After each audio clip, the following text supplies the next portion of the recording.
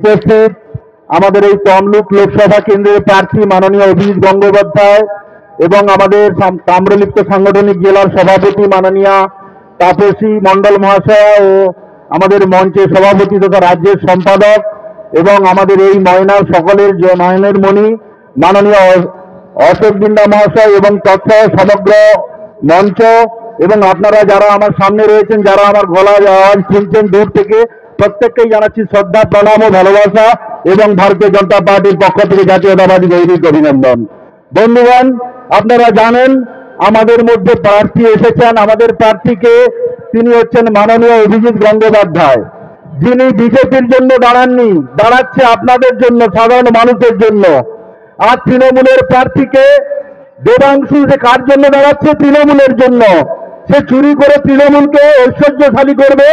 আর আমাদের প্রার্থী, যার সবকিছু আছে সব ছেড়ে দিয়ে আপনাদের পাশে দাঁড়ানোর জন্য, আমাদের সাধারণ মানুষের পাশে দাঁড়ানোর জন্য যে প্রার্থী এসেছেন। আমরা জানি আমাদের প্রার্থী আমাদেরকে চোখে আঙুল দিয়ে দেখিয়ে দিয়েছেন কিভাবে এই শাসক দল, যারা 3কে 53 থেকে বড় বলে, সেই শাসক দলকে আমরা এই পশ্চিমবঙ্গে আর চাই না। আমরা চাই কি? আমরা চাই আরো আগামী 5 বছর রেশনের চাল 5 কেজি করে যাতে আমরা পাই। আমরা চাই আরো 4 কোটি বাড়ি। আমরা চাই আমাদের ময়নার জল নিকাশি। আমরা চাই আরো শৌচালয়। আমরা চাই মোদিজি। আর সেই মোদিজিকে চাওয়ার জন্য আমাদের এখান থেকে আরো একটা পদ্ম দিল্লিতে পাঠাতে হবে। এটাই আমাদের শপথ ময়নাবাসীর।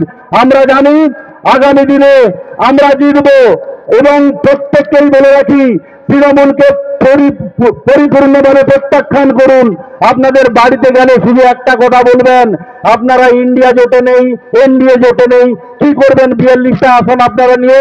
সুতরাং আপনাদের ভোট দিয়ে 543-এর থেকে কিন্তু 42 বড় হয় না, যে অঙ্ক আপনারা আমাদের শেখাচ্ছেন। সুতরাং ওই অঙ্ক বাড়িতে রাখুন, বাড়িতে যান। আমরা আমাদের প্রার্থীকে চাই, অভিজিৎ গঙ্গোপাধ্যায়। চাই তো? সবাই বলুন বন্দে মাতরম, ভারত মাতা কি।